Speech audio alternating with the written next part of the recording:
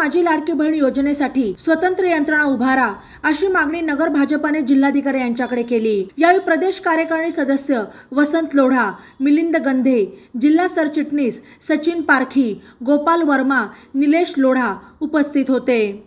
लाडकी बहीण योजनेअंतर्गत मोठ्या प्रमाणावर महिला भगिनी यांचे अर्ज येणार असून या अर्जांची छाननी करण्यासाठी आणि लाभार्थी निश्चित करण्यासाठी सध्या असलेला कर्मचारी वर्ग हा अपुरा पडू शकतो आणि कर्मचारी कमी असल्याने त्यांच्यावर कामाचा ताण पडू शकतो आणि वेळेत या योजनेचा लाभ लाभार्थ्यांना मिळणार नाही असे वाटत असल्याचे निवेदनात म्हटले आहे।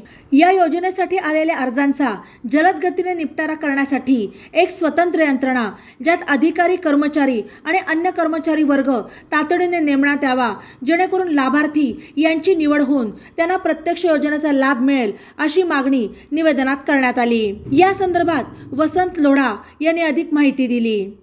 महाराष्ट्राचे मुख्यमंत्री मान्य एकनाथरावजी शिंदे, महाराष्ट्राचे उपमुख्यमंत्री मान्य देवेंद्रजी फडणवीस यांनी माझी लाडकी बहीण ही जी काही योजना सुरू केलेली आहे, ही योजना अत्यंत चांगल्या प्रकारे संपूर्ण महाराष्ट्रात सर्वसामान्य आमच्या बहिणीला त्याचा फार मोठा उपयोग होणार आहे आणि त्या दृष्टीनं अल्पावधीतच म्हणजे योजना जाहीर होती, त्याची लगेच अंमलबजावणी मंत्रिमंडळाच्या माध्यमातून ताबडतोब कार्यवाही सुरू करायला लावली।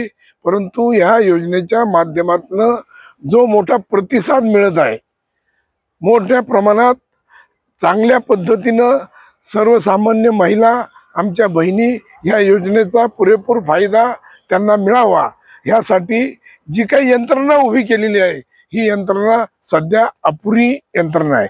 एवढी चांगली योजना आणि अपुरी यंत्रणेच्या माध्यमातून या योजनेला काही गालबोट लागू नये म्हणून आम्ही भारतीय जनता पार्टीच्या नगर शहराच्या वतीनं मान्य जिल्हाधिकारी साहेब, मान्य उपजिल्हाधिकारी साहेब यांना आम्ही निवेदन दिलंय की बा ह्या योजनेला आपण चांगल्या प्रकारे स्टाफ उपलब्ध करा, चांगल्या प्रकारचं नियोजन करा।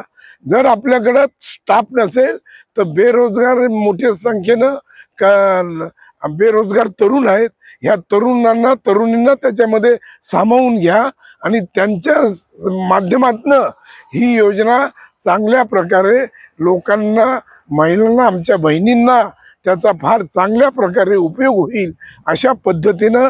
नाहीतर काय होईल, योजना जाहीर केली, मोठ्या प्रमाणात त्याचा गाजावाजा झाला, मोठ्या प्रमाणात अर्ज भरले गेले आणि आता ती योजना लोकांपर्यंत अजून नीट आलेली नाही, अशा पद्धतीचं नियोजन सरकारचं नाहीये।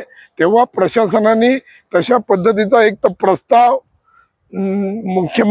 सरकारला पाठवावा आणि नगर जिल्ह्यानं एक अतिरिक्त यंत्रणा उभी करून एक असा पायलट प्रोजेक्ट ताबडतोब संपूर्ण महाराष्ट्र समोर राहील अशा पद्धतीनं नियोजन करावं, एवढी विनंती आम्ही माननीय जिल्हाधिकारी यांना केलेली आहे। बातम्यांसाठी ई नवा मराठा यूट्यूब चॅनलला सबस्क्राईब करा आणि बेल आयकॉनवर प्रेस करा।